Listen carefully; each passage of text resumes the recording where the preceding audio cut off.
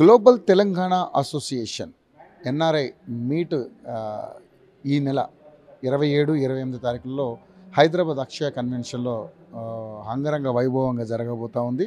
So దీనికి సంబంధించి పెద్ద ఎత్తున ఎన్ఆర్ఐలు, అదేవిధంగా తెలంగాణ రాష్ట్రానికి సంబంధించినటువంటి ఆల్ డిస్ట్రిక్ట్స్ ప్రెసిడెంట్స్ కూడా ఈ సమ్మిట్లో పాల్గొని మరి తెలంగాణలో ఉన్నటువంటి కొన్ని అంశాల మీద డెవలప్మెంట్ కార్యక్రమాలు ఏ విధంగా చేయాలనేది వాళ్ళ ఒక వ్యూహరచనతో ముందుకు పోతున్నటువంటి అంశం మనం చూస్తూ ఉన్నాం. సో మనతో పాటు ఇప్పుడు వరంగల్ చాప్టర్ సంబంధించి వెంకటేశ్వర ప్రెసిడెంట్ గారు మనతో పాటు ఉన్నారు. ఆయన అడుగుదాం, అసలు జీటీఏ గురించి ఆయన ఏం చెప్తారో ఆయన మాటలోనే తెలుసుకుందాం. నమస్కారం sir. So GTA global Telangana association ఈరోజు ఎన్ఆర్ఐ అంతా కూడా ఈరోజు పెద్ద ఎత్తున ఈ కార్యక్రమం చేస్తూ ఉన్నారు. మీరు వరంగల్కి ప్రెసిడెంట్గా కూడా ఉన్నారు. ఎలా ఫీల్ అవుతున్నారు? అసలు ఏంటి మీరు ఈ కార్యక్రమం ద్వారా ఏం చేయబోతున్నారు? గ్లోబల్ తెలంగాణ అసోసియేషన్ కొత్తగా ఫామ్ చేయడం అనేది తెలంగాణ బిడ్డలుగా మేము సంతోషిస్తున్నాం.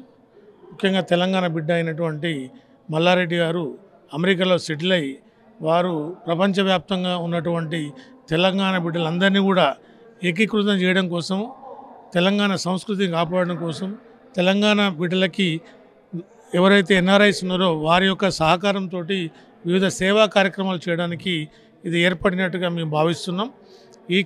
ఈ జీటీఏలో వరంగల్ చాప్టర్కి నేను నడిపల్లి వెంకటేశ్వరరావు ప్రెసిడెంట్గా బాధ్యతలు తీసుకోవడం జరుగుతుంది. అదేవిధంగా వైస్ ప్రెసిడెంట్గా శ్రీ టి రవీందర్ రెడ్డి గారు ప్రొఫెసర్ గారు వారు వైస్ ప్రెసిడెంట్గా, తర్వాత మా జీటీఏకి వరంగల్ చాప్టర్కి సెక్రటరీగా రమణారెడ్డి గారు, అట్లాగే మా మార్నేని వెంకటేశ్వరరావు గారు జాయింట్ సెక్రటరీగా, ట్రెజరర్గా రఘునాథ్ రెడ్డి గారు బాధ్యతలు తీసుకోవడం జరుగుతుంది. మేమంతా జీటీఏ బోర్డు వరంగల్కి దాదాపు 50 మందితోటి ఇప్పటికీ ఫామ్ కావడం జరిగింది.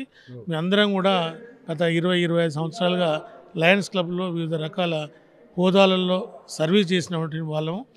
వీరి యొక్క సహకారంతో వరంగల్లో ఉన్నటువంటి విద్యార్థులకు కానీ, రైతులకు కానీ, లేదా ఎడ్యుకేషన్ పరంగా కానీ, మెడికల్ పరంగా కానీ సర్వీస్ చేయాలన్న ఆలోచనతో ఉన్నటువంటి వ్యక్తులం. సో వారిచ్చే గైడెన్స్ ప్రకారంగా ప్రోగ్రామ్స్ అన్నీ ముందు నిర్వహించాలని ప్లాన్ చేస్తున్నాం. ఏమేమి కార్యక్రమాలు చేద్దామని ఏమైనా ఒక ఐడియా ఉందా? మాకు జీటీఏ వాళ్ళు ఇచ్చే గైడెన్స్ ప్రకారంగా ముఖ్యంగా గవర్నమెంట్ స్కూల్స్ కానీ, లేదా ఏదైనా గ్రామంలో ఆ గ్రామాన్ని దత్త తీసుకొని అక్కడ ఉన్న సమస్యలన్నీ సాల్వ్ చేయడం కానీ, లేదా ఎవరైనా హెల్త్ పరంగా బాగా వీక్ అయిన వాళ్ళకి పర్సనల్గా ఫైనాన్షియల్ అసిస్టెన్స్ చేయడం కానీ, ఇంకా వ్యవసాయంలో నూతన పద్ధతులు ఎన్నో వస్తున్నాయి.